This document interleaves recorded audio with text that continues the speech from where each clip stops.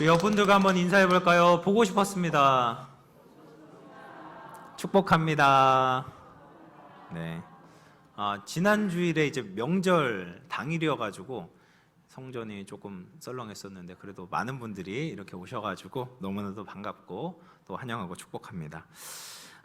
우리가 지난 주에 제가 일부러 원래 기도의 복으로 충만하라의 차례인데 이제 너무 안 계실 걸 생각하고 명절에는 주님과 함께로 바꿔서 그걸 전하고 오늘 지금 이제 4가지 복을 다룰 거거든요. 처음에 예배의 복으로 충만하라, 기도의 복으로 충만하라, 다음에 이제 양육의 복, 말씀의 복으로 충만하라, 전도의 복으로 충만하라.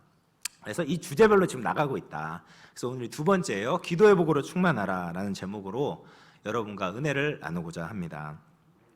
우리는 하나님의 도움 없이 살 수 없는 존재입니다. 아멘. 네, 그것을 진심으로 믿는다면 우리는 기도해야 하는 것이죠. 칼빈은 그 기독교 강요 마지막에 이제 구원론에서 구원론 마지막에 무엇을 다루냐면 기도론을 다뤄요. 그것은 무엇을 의미하냐? 그러니까 구원받은 하나님의 백성은 반드시 기도해야 한다라는 거죠. 우리가 하나님의 은혜로 말미암아 새 생명을 얻었다면 지금 이 순간 우리가 살아갈 때도 동일하게 하나님의 은혜를 구하며 살아가야 되는 거죠. 그것이 기도입니다. 그래서 오늘 말씀 우리가 나눌 텐데 우리의 마음 가운데, 우리 심령 가운데 다시 한번 이 기도의 열정이 다시 살아나는 은혜의 시간이 될 수 있기를 주님의 이름으로 축원을 드리겠습니다. 오늘 함께 나눌 본문은 이제 예수님의 세례 장면이에요. 근데 이제 뒤에 나오겠지만 우리가 2가지 이제 성경 본문을 같이 다룰 거예요. 이거는 이제 누가복음 3장하고 사도행전 1장 본문을 다룰 거거든요. 그래서 먼저 우리 예수님의 세례식을 조금 살펴볼 필요가 있는데 예수님의 세례식은 예수님의 공생애를 시작하는 이 시작점이 되는 것이 예수님의 세례식입니다. 그래서 너무나도 중요하기 때문에 마태, 마가, 누가, 요한 이 4복음서에서 모두 다 예수님의 세례식에 대해서 기록을 하고 있습니다. 그러면 예수님의 이 세례 장면이 얼마나 중요한지 하나하나 조금 살펴보도록 하겠는데 먼저 예수님께서 왜 세례를 받으셨을까? 21절 말씀을 보면 백성이 다 세례를 받을세 예수도 세례를 받으시고 라고 이야기를 합니다. 백성이야 당연히 죄가 있기 때문에 회개의 세례를 받아야만 했습니다. 그러나 예수님은 죄가 없으신 분이죠. 그럼에도 불구하고 백성들이 세례받을 때 함께 겸손한 모습으로 세례를 받기 위하여 나오셨습니다. 그것은 예수님께서 인류의 모든 사람들을 대신해서 대표해서 인류의 모든 사람들을 위해서 죄를 고백하고 세례를 받으시는 거예요. 근데 그렇게 세례를 받을 때 어떤 일이 일어납니까? 하늘이 열렸다라고 이야기해요. 하늘이 열렸어요. 하늘이 열린다는 것은 하나님께서 이 땅에 개입하신다라는 거예요. 예수님께서 이 땅에 오셔서 이제 공생애가 시작하는 것은 하나님의 놀라운 구원의 역사가 이 땅 가운데 펼쳐지게 된다라는 것을 의미하는 겁니다. 근데 그 후에 22절 말씀을 보면 이렇게 이야기합니다. 성령이 비둘기 같은 형체로 그의 위에 강림하시더니 우리는 이 구절에서 특별히 이상한 점을 발견하지 못합니다. 우리는 너무나도 익숙하게 성령 하면은 비둘기 그냥 바로 연결시키는데 사실 유대인들에게 있어서는 이거 굉장히 이상한 모습이었어요. 왜냐하면 성령을 상징하는데 유대인들은 비둘기를 연결시킨 적이 없었습니다. 이게 처음이었어요. 이게 처음. 그렇기 때문에 성령이 비둘기같이 내린다는 것에 대해서 사람들이 의아하게 여길 수 있는 거죠. 그러면 이 비둘기 같은 형체로 왜 성령께서 예수님 위에 임하셨는지 이것을 해석하기 위해서는 우리가 성경 한 구절을 찾아볼 필요가 있는데요. 베드로전서 3장 21절 말씀입니다. 쉬운 번역으로 제가 가지고 왔는데 제가 읽어보도록 하겠습니다. 그 홍수는 이제 여러분을 구원하는 세례와 같은 것입니다. 몸을 깨끗하게 씻는 것이 아니라 선한 마음으로 하나님께 내 삶을 드리며 정결하게 살기를 약속하는 것입니다. 바로 이것을 위해 예수 그리스도께서 죽음에서 부활하셨습니다. 이 베드로 전서가 지금 홍수 사건과 세례를 연결시켜서 이야기를 하고 있는 거예요. 홍수 그리고 세례 똑같이 물을 통해서 일어나는 사건 아니겠습니까? 그렇죠? 그리고 이 물을 통해서 아주 큰 변화가 일어나게 됩니다. 우리는 흔히 이제 창세기에서 일어난 홍수를 하나님께서 이 죄가 관영한 세상에 진노하셔서 심판한 사건이다라고만 생각을 합니다. 근데 이것을 조금 다른 관점에서 살펴보자면 이 사건은 구원의 사건이었어요. 홍수 사건은 구원의 사건이었습니다. 하나님의 은혜로 말미암아 당대 의인이었던 노아의 가족을 구원해내신 사건이었죠. 그리고 이 세상을, 죄악으로 가득 찬 더러운 세상을 깨끗하게 하시고 정결하게 하시는 사건이었다라는 겁니다. 그렇게 보면 노아의 홍수와 세례가 연결되어지죠. 그렇죠? 우리의 더럽고 추악한 것들을 다 깨끗이 씻으시고, 그리고 하나님께서 구원을 베풀어 주신 이 세례와 홍수는 굉장히 긴밀하게 연관되어져 있다라는 겁니다. 그러면 이 비둘기의 형체로 성령께서 내려오신 것도 노아의 홍수의 관점에서 보면 무엇과 연결 지을 수 있겠습니까?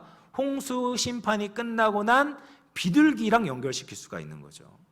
노아는 홍수 심판이 끝난 이후에 가장 먼저 까마귀를 내보냈어요. 땅이 말랐는지 그렇지 않은지 확인해 보도록 까마귀를 보냈습니다. 그런데 까마귀는 돌아오지 않았어요. 뭐 먹을 것이 많았는지 어쨌는지 모르겠지만 까마귀는 돌아오지 않았습니다. 그래서 그 다음에 보냈던 새가 비둘기였어요. 그래서 처음에 비둘기를 보냈는데 아무것도 물고 오지 않고 그냥 돌아왔습니다. 그런데 두 번째 비둘기를 보냈을 때 이 비둘기가 감람나무에 새 잎사귀를 물고 노아에게 돌아옵니다. 이것이 무엇을 의미하냐면 홍수로 깨끗해진 이후에 새로운 생명이 시작되었다, 새로운 창조가 일어나고 있다라는 것을 가지고 온 상징적인 새가 바로 이 비둘기다라는 겁니다. 그래서 이 비둘기 형태로 성령께서 임하신 것은 예수 그리스도의 은혜로 구원받은 자들에게 새로운 창조가 일어나게 된다라는 것을 보여주시는 거예요. 성령께서 그런 역사를 일으키시지 않습니까? 네. 예수님께서 하나님의 백성들을 죄에서부터 구원해 내시죠. 죄와 부정으로 말미암아 하나님의 진노 가운데 멸망할 수밖에 없는 우리들이 예수 그리스도의 구원의 방주 안으로 들어가게 되면 우리는 구원을 받게 됩니다. 예수님께서 모든 더러운 것들을 사라지게 하시고 깨끗하게 씻어주십니다. 그리고 나서 성령께서 우리 안에 새로운 마음, 정결한 마음을 만들어 주시는 거죠. 이것이 앞으로 예수 그리스도의 공생애를 통해서 일어나게 되는 사역이었습니다.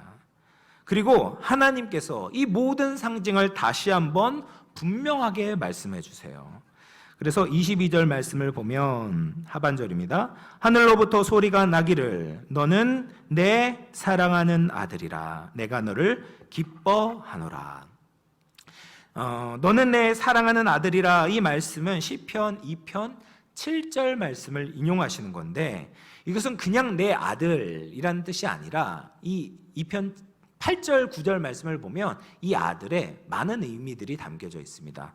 시편 2편 8절 9절인데요. 내게 구하라. 내가 이방 나라를 내 유업으로 주리니 내 소유가 땅끝까지 이르리로다. 내가 철장으로 그들을 깨뜨리며 질그릇같이 부수리라 하시도다. 이 아들이 어떤 아들입니까? 유약한 아들이 아니라 권세가 있고 능력이 많고 아주 강력한 왕임을 보여주는 거죠. 아무리 강력한 대적이 온다고 할지라도 철장, 철 막대기로, 강철 막대기로 질그릇과 같이 사단의 권세를 부셔버리고 모든 나라를 하나님의 소유로 만들어내는 강력한 왕이 바로 예수 그리스도이다라는 것을 나타내는 칭호가 너는 내 아들이다 라는 말이에요. 그리고 나서 또 뭐라고 말씀하십니까? 내가 너를 기뻐하노라. 이것은 이사야 42장 1절 말씀을 인용해서 말씀하시는 거예요. 이사야 42장 1절입니다. 내가 붙드는 나의 종, 내 마음에 기뻐하는 자, 곧 내가 택한 사람을 보라. 내가 나의 영을 그에게 주었은즉 그가 이방에 정의를 베풀리라. 하나님께서 예수 그리스도를 보내셨는데 그 예수 그리스도를 뭐라고요? 내가 너를 기뻐한다. 이게 이 말 안에는 이 종이라는 뜻이 담겨져 있는 거예요. 예수님께서 아주 강력한 왕이신데 그 강력한 왕이 그냥 힘으로 무력으로 정복하는 것이 아니라 사랑과 섬김의 모습으로, 종의 모습으로 이 인류를 섬기시고 예수 그리스도의 목숨까지 주실 정도로 우리를 사랑하시고 섬기는 모습으로 이 인류를 구원해 내실 것이다 라는 말이 이 내가 너를 기뻐하노라에 포함되어져 있는 것이죠. 이처럼 예수님의 세례는 노아 홍수의 사건에 빗대어 예수 그리스도의 십자가와 부활이 이 세상에 있는 자기 백성을 구원하고 새롭게 하실 것이다 라는 것을 공적으로 선언하시는 것입니다. 그런데 이 예수님의 세례 장면에서 누가복음에서만 유일하게 포함시킨 단어가 있습니다.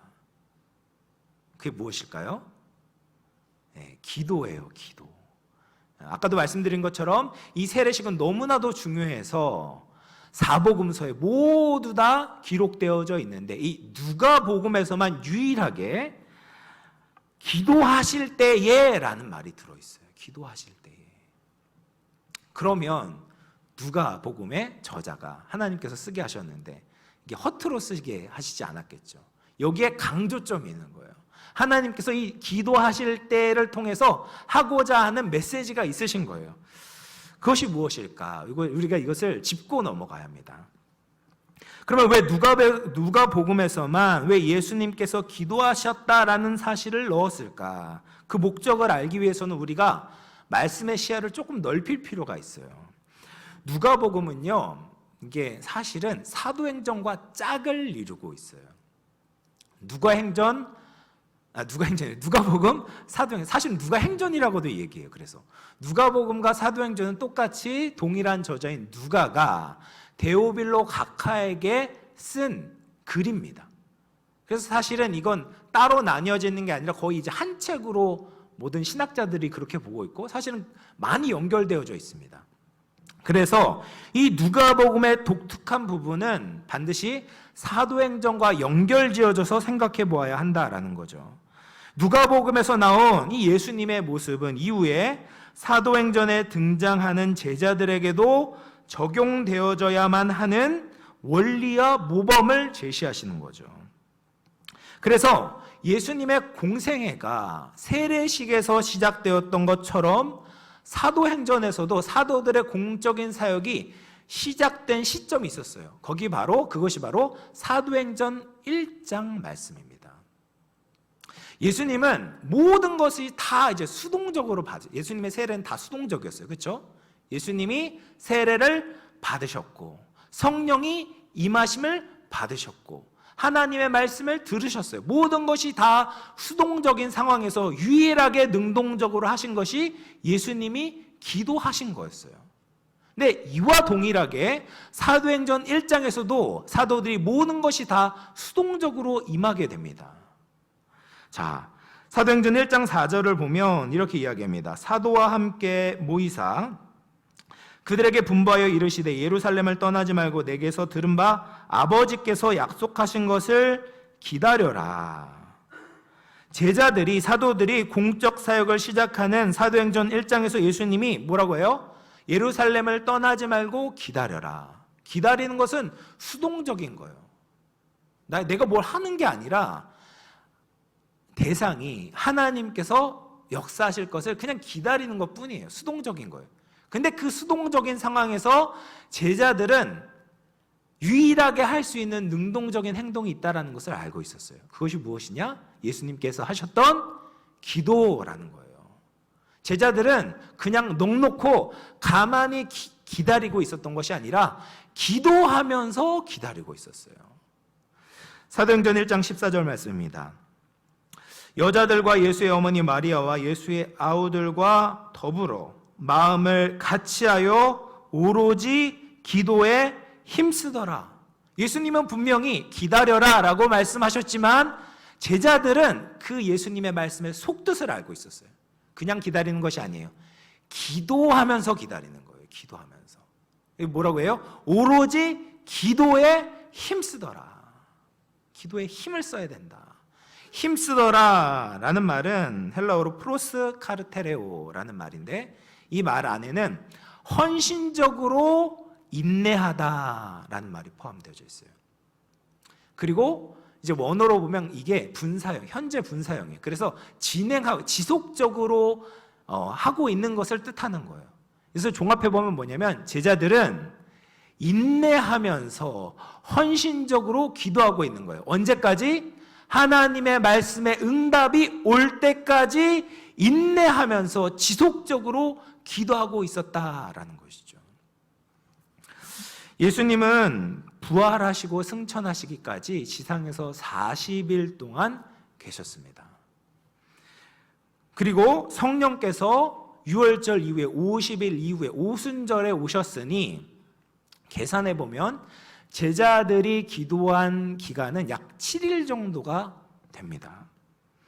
우리는 7일이라는 한정된 시간을 이미 알고 있기 때문에 7일 기도하는 것이 별것 아닌 것처럼 느껴질 수 있겠지만, 뭐 기약이 없이 그냥 기도하고 그냥 기다려라 라고 했을 때 우리가 7일 동안 기도할 수 있을까?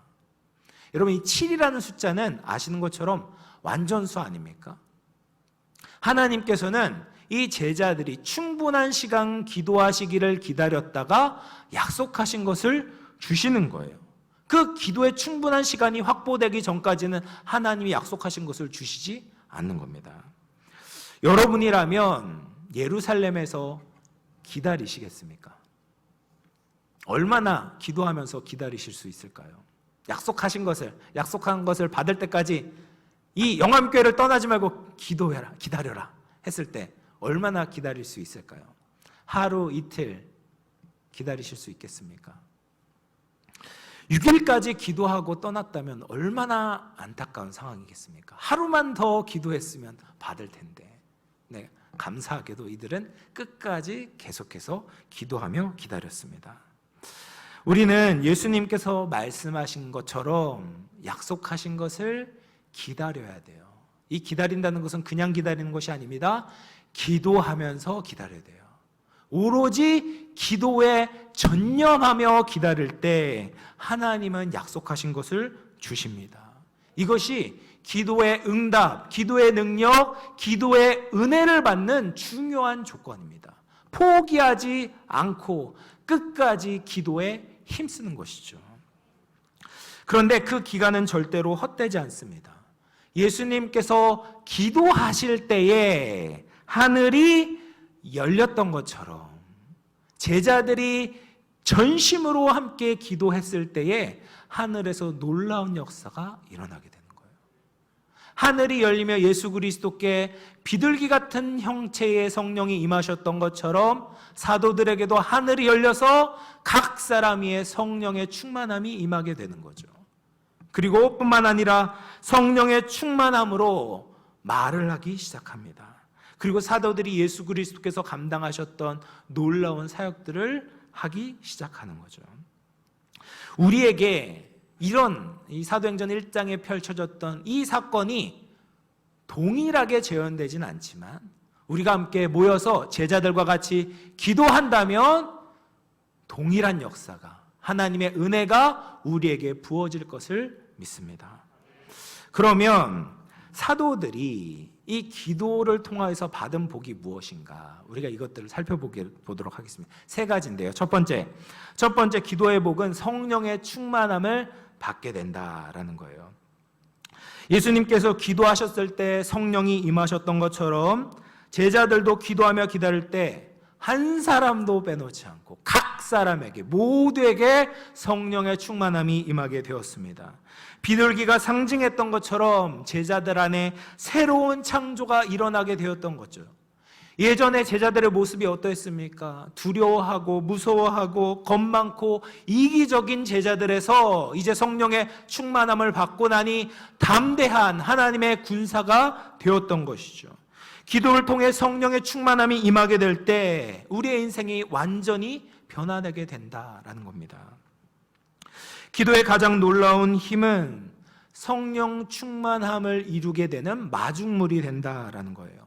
성령님은 이미 우리 안에 거하십니다. 그런데 성도는 끊임없이 계속해서 날마다 성령 충만함의 생수를 마셔야 합니다. 그 생수를 어떻게 마십니까? 기도로 마시는 거예요. 기도로 생수를 갈망하게 되고, 기도로 말미암아 생수가 있는 곳으로 우리를 인도함을 받게 되고, 기도를 통해서 우리가 성령의 충만함을 마실 수 있게 된다라는 겁니다. 데이비드 브레이너드라는 굉장히 경건한 목사님이 계셨어요. 근데 이 데이비드 브레이너드가 라는 목사님께서 일기를 쓰셨는데, 그 일기를 읽고 수많은 믿음의 사람들이 영적 도전과 감명을 받게 됩니다. 그 일부를 제가 읽어드리도록 하겠습니다. 뜨거운 기도를 드렸다. 하나님을 믿고 의탁하려는 마음이 더욱 일어났다. 어느 때보다 나의 영혼은 하나님께 기울어졌다. 쓸데없는 생각이나 세상적인 생각들이 틈타지 못하도록 더욱 열심히 기도했다. 성령의 돌보심이 떠나지 않도록 마음을 쓰고 주의를 기울였다. 그리스도와 동행하고 싶은 마음이 강력하게 일어났다. 이 데이비드 브레이너드는 성령 충만한 사람이었습니다. 그런데 그 성령 충만함은 그냥 유지된 것이 아니에요. 뜨거운 기도를 통해서만 성령 충만한 삶을 계속해서 이어갈 수 있다라는 거죠. 하나님과 계속해서 동행하고 싶은 마음, 쓸데없는 잡생각들이 다 사라지고 거룩한 하나님의 말씀으로 채워지는 성령 충만함은 뜨거운 기도를 통해서만 가능하다라는 거예요. 또 한 가지 찰스 스펄전 목사님이 성령 충만과 기도에 대해서 이렇게 말씀하셨습니다. 성령의 기름 부으심은 오직 기도를 통해서만 얻을 수 있다. 우리는 순간순간 그리고 쉼 없이 뜨거운 강구를 드려야 한다. 우리의 양털이 하늘의 이슬로 젖을 때까지 기도의 타작마당에 깔아 두어야 한다. 뭐라고 이야기합니까? 우리의 양털이, 우리의 심령이 하늘의 기름 부으심으로 성령의 충만함으로 받을 때까지 어디에서 기다려야 돼요? 강구의 타작마당에서 기다려야 된다라는 거예요. 성령 충만함은 그냥 이루어지는 것이 아니라 뜨거운 기도를 통해서만 이루어진다라는 겁니다. 하늘이 열리고 하나님이 우리의 삶에 개입하는 가장 놀라운 방법은 성령 충만입니다. 성령 충만한 사람은 우리의 모든 나약함이 하나님의 강하심으로 채워지게 됩니다. 성령 충만할 때 우리의 왜소함이 사라지고 하나님의 위대함이 역사하기 시작합니다. 성령 충만할 때 우리의 결핍을 하나님의 풍성함으로 채워주시는 거예요. 근데 그 성령 충만함은 그냥 이루어지는 것이 아니라 우리의 기도를 통해서 이루어지는 거예요. 우리가 강구의 타작마당에서 우리의 양털이 젖을 때까지, 우리의 심령이 젖을 때까지 끝까지 기도에 힘쓸 때만 성령 충만해질 수 있습니다. 사랑하는 영암의 성도 여러분, 이 기도의 복으로 충만해지기를 바랍니다. 기도를 통해서 성령 충만한 우리 각 사람이 될 수 있기를 주님의 이름으로 축원을 드리겠습니다. 두 번째 기도의 복이 있습니다. 두 번째 기도의 복은 우리의 입술이 바뀌게 된다라는 거예요. 기도를 하면 우리의 입술에서 나오는 말이 바뀌게 됩니다. 기도에서 성령 충만함을 받게 되었을 때 사도들의 입술에서 하나님의 말씀이 나오기 시작했습니다. 세례식 때 하나님께서 예수 그리스도를 향해서 들려주신 말씀이 뭐였어요? 너는 내 아들이다. 내가 너를 기뻐한다 라는 거죠. 이거 뭐예요? 예수님이 왕이시다. 예수님이 구원의 주이시다. 예수님이 우리를 사랑하시는 분이다. 우리를 인도하실 유일한 생명의 주님이시다. 이것을 하나님께서 선포하셨는데 그 놀라운 선언이, 그 놀라운 선포가 사도들의 입술을 통해서 고백되어지는 거예요. 이것은 놀라운 일입니다. 왜냐하면 사도들 안에, 내면의 심령이 변화되어졌다라는 것을 뜻하기 때문이에요. 여러분, 아주 큰 수통, 큰 물통 같은 게 액체를 담을 수 있는 통이 있는데 거기에 수도꼭지가 달려 있어요. 그러면 그 수도꼭지를 열면 그 통 안에 담겨 있는 것이 흘러나오게 돼 있어요. 그 안에 물이 들어있으면 물이 나오고요, 그 안에 음료수가 담겨져 있으면 음료수가 나오고, 술이 담겨져 있으면 술이 나오고, 독약이 담겨져 있으면 독약이 나오는 거예요. 근데 원래 우리의 입은 무엇이 나왔습니까? 악하고 더러운 것들이 나왔죠. 다른 사람을 해하고 상처 입히는 말이 나왔습니다. 자기 자랑이 나왔습니다. 입만 열면 내가 어떤 사람인데 이것이 흘러나왔어요. 왜요? 내 안에 나로 충만했기 때문에, 내 안에 죄악으로 충만했기 때문에 수도꼭지를 열면 그런 것들이 나왔던 거예요. 잠언 12장 6절 말씀입니다. 악인의 말은 사람을 엿보아 피를 흘리자 하는 것이거니와 정직한 자의 입은 사람을 구원하느니라. 본래 사람의 입에서는 이렇게 사람을 죽이는 말이 나왔다라는 거예요. 왜요? 그 사람 안에 사탄이 있기 때문에, 죄악으로 가득 차 있기 때문에 사람을 죽이는 말, 상처 입히는 말, 사망의 말이 흘러나왔습니다. 그런데 기도의 복을 누리고 성령 충만한 사람의 입술은 생명의 입술이 되는 겁니다. 사람을 살리는 말을 하는 거예요. 그런데 여전히 예수님을 믿고 구원을 받았어도 입술이 제어가 안 되는 것은 왜 그러냐? 우리가 기도가 식었기 때문에 그래요. 기도가 식어서 성령 충만하지 않으면, 성령으로 가득 차지 않으니까 또 나로 가득 차는 거예요. 또 잘못된 정욕으로 가득 찬 거예요. 그러니까 입술이 부정해지는 거예요. 그러나 성령 충만하게 되면 은혜로운 말을 하게 됩니다. 사랑의 말을 하게 됩니다. 사람을 살리는 말을 하게 됩니다. 하나님의 놀라운 역사를 입으로 고백하게 되는 거예요.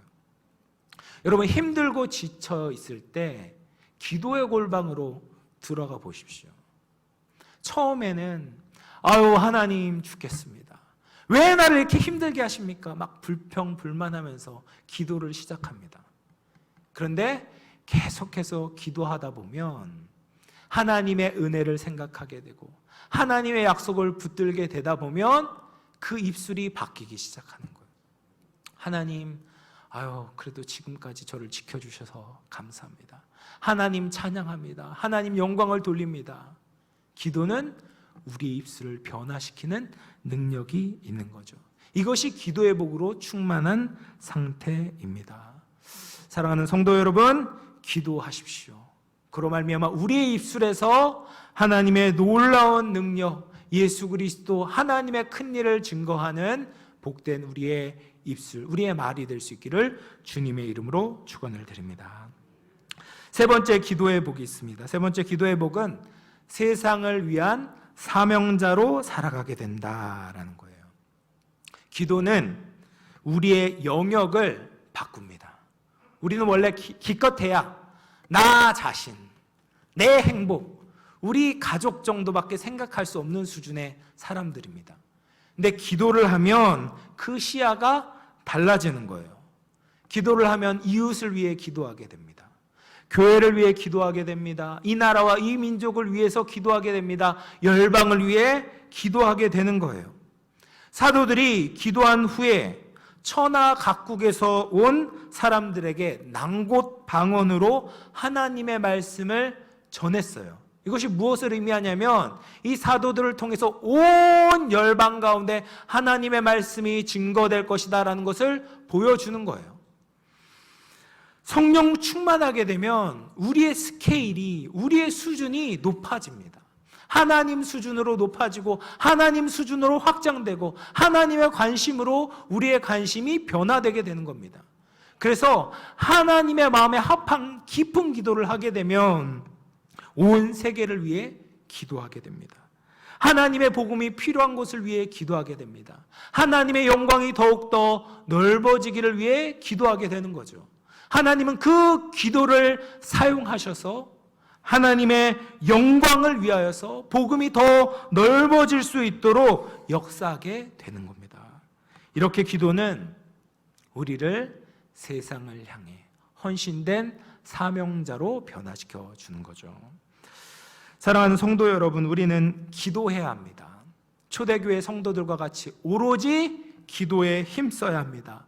응답이 올 때까지 끝까지 기도해야 합니다. 기도하는 것이 그런데 쉽지 않습니다. 방해물이 너무 많아요. 환경이 따라주지 않고 영적인 공격이 얼마나 거센지 모릅니다. 우리가 기도의 자리로 나오려고 할 때 사탄이 너무 싫어해서 막 여러 가지 유혹할 거리들을 우리에게 가져다 줍니다. 그럼에도 불구하고 우리는 기도의 자리를 사수해야 돼요.